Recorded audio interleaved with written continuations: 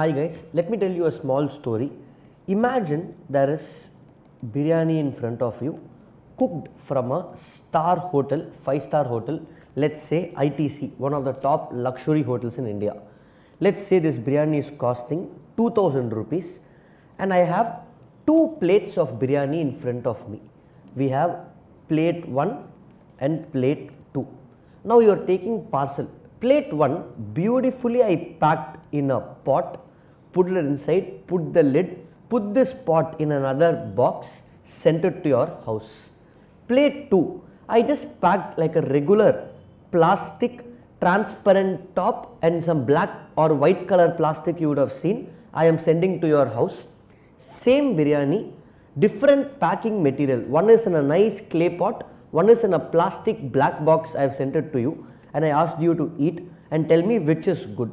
I am sure taste wise you might tell, sir, both are similar, but if I have to tell you, hey, pick one, I am sure 9 out of 10 students, if the price is same, imagine both are 2000 rupees, you will tell the pot biryani is worth it, sir, I will pay the money, but this plastic is useless, sir, not worth the money. Correct? I think you are understanding where I am getting it. I am trying to get at presentation of answers in our accounts exam. What I am trying to say, the biryani is your knowledge. The knowledge you have in the subject for all the students are similar, but how do you pack your answer and give presentation is very important, because you are studying for almost 3 to 6 months per group. Then exam you are writing for 3 hours and the examiner, don't correct me here guys, he spends 10 to 15 minutes per answer sheet maximum to evaluate your marks. Correct? Now that MCQ is taken care by system, only 70 marks he has to correct. So 10 to 15 minutes is enough. That means all your effort depends on the examiner's impression of you in 10 to 15 minutes, which depends on presentation or how well you have packed your answer. Correct? So for this, we are now going to launch a series in accounts where we are going to have presentation of answers for 3 types in accounts. Generally we have presentation for theory papers, which is important, but accounts presentation in this series, what we are going to see. First, there are sum based questions. Correct? In sum based questions like amalgamation or consolidation or accounting standard 2 or AS 19 or AS 20, where you have to solve sums, we will actually take student answers and tell this is correct, this is wrong, what you should do, what you should not do. Second are case study based questions, which are my theory based questions. Theory based questions mean some standards like AS 4, AS 5, AS 24, AS 29, AS 26. These are theory based questions where you have to apply the concept and write. This nowadays it's coming in MCQ, or if it comes in separate question, maybe 3 to 4 marks you will get. This sum based will be the majority in 70 marks, and lastly, depending on the attempt, you get direct theory questions. For example, they will ask what are the conditions to call amalgamation as a merger, what are the 5 points, 5 marks. Very rarely they ask this, or what are the advantages of LLP, etc. Sometimes they will ask. If you are lucky, you can answer this. This direct question, all of you are experts, but this will come very rarely in exam. So if it comes, you know how to handle. In this series of videos, if we are going to do, let's say 10 videos on presentation, 8 of them will be on sum based, because accounts is sum based. How do you write the answers? We will see certified copies and evaluate. Case study is questions like AS 4. This is the introduction for our presentation series. Now in this video, I am going to focus on case study based question and finish that first, and then go to sum based in the next set of videos that will be coming for you guys. Now follow guys. In case study based question, what do you mean by case study based question? Let me take a simple AS 4 question, which is illustration 2 of ICAI study mat, which says, let's read this question. An earthquake destroyed a major warehouse of Eco Limited on 20th of May. The accounting year of the company ended on 31st of March. So 31st March is here. Accounts were approved on 30th of June. So between the balance sheet date and the date on which financial statements are approved, 20th of May, major warehouse is destroyed for 30 lakhs.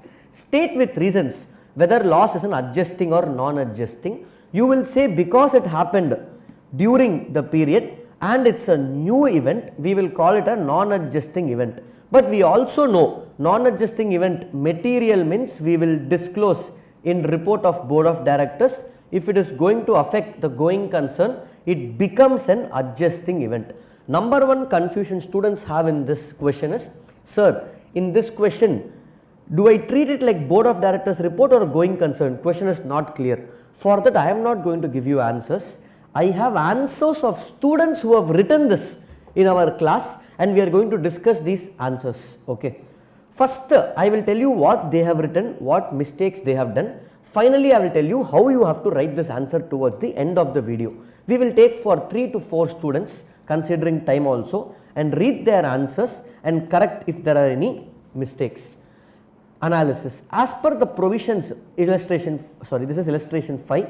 Let me take 2. Yeah, illustration 2, whatever question we just now read.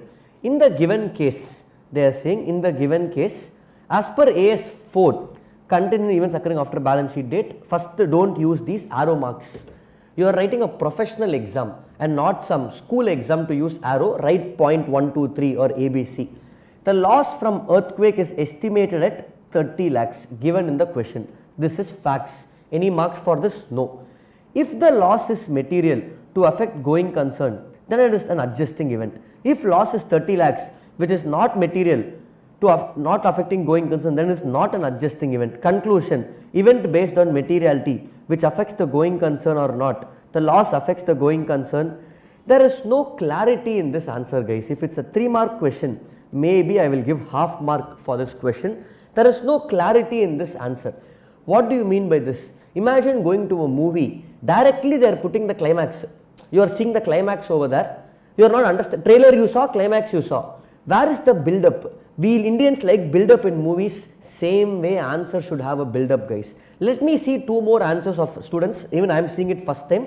And then I will tell you how you have to write it. Okay. Next, let's take same illustration 2 of another student. Okay. If you look at this, what the student has done, they have given the heading for the standard. Very good. That is excellent. Telling the examiner, I know which topic is being addressed. Sir, I don't remember standard names. Sorry, there are hardly 25 standards to remember and you have to remember. Even though it doesn't carry extra marks, I told you, presentation matters. Non-adjusting events are those events which occur after the balance sheet date, and when the events has material effects, it will be disclosed in report approved. Again, straight away student is writing the conclusion provision. There is no introduction. I will tell you what has to be there after this answer.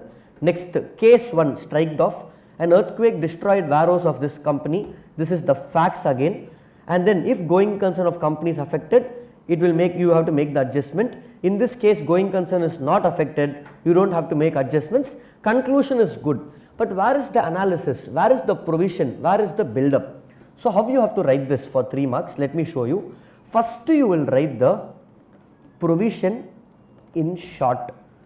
Give an introduction to the answer. For example, first you will write events occurring after balance sheet date are those events from the date of balance sheet till the date on which financial statements are approved by the competent authority. Next you will write what are adjusting events, events which give an additional evidence. What are non-adjusting events? Non-adjusting events are those events which are new events. So basically in 1 paragraph or 2 paragraphs, you will write what is events occurring after balance sheet date, what are adjusting, what are non-adjusting.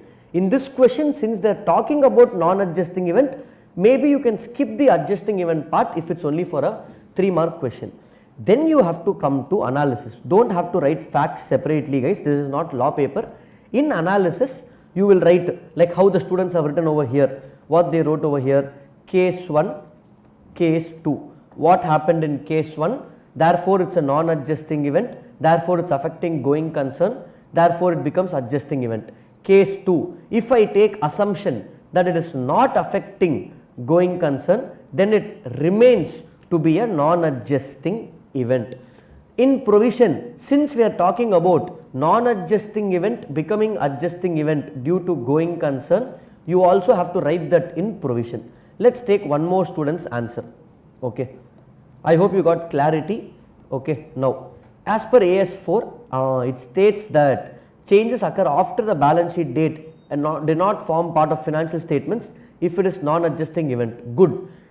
Even the grammar can be improved here, but they are explaining what is non-adjusting. The first paragraph should explain what is non-adjusting event. The earthquake is an event occurring after balance sheet date. It is not appropriate in forming a part.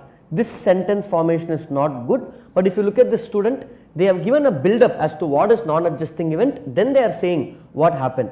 AS4 states that if it affects the going concern of fundamental accounting, then it needs to be mentioned in the competent authority report. Here provision is wrong. If it is affecting going concern, it has to be becoming an adjusting event. Provision of student is again wrong. That means conceptually they have not understood, but I like the build up. First they are giving provision, comparing with question earthquake. Again they are giving going concern provision. Then as the 30 lakhs cause major destruction, it affects the fundamental accounting. It has to be reported and not in board's report. It will be reported in financial statements. Conclusion is wrong, 0 out of 3, but I like the build up. Provision connecting with facts. Provision connecting with facts, conclusion. Let's take one last student if we have an answer for that. Okay. Okay. So this is the answers of students who written after I told them to write for 3-mark questions. Okay. So this is what we have seen. Okay. So this is one type of questions, guys. This is question number, let me take this last one. Yeah. So look at this student's answer. We will end with this answer. Beautifully written. I was looking for this answer. I have kept the best answer for the end. Sir, you are telling everything. How to write the answer? Look at this. Provision. Events occurring after balance sheet date are those events favorable, unfavorable. Keywords from study material that occur between the balance sheet date and the date on which FS are approved by competent authority. Exactly writing what are events as per AS4. Immediately getting to the key point. New events relating to assets or liability after balance sheet is known as non-adjusting. Excellent. Writing what is non-adjusting. Case 1. In the given case, event is a non-adjusting event and event is not material. They are saying assuming not material. Therefore, they are saying this event will be taken to next year. Perfect.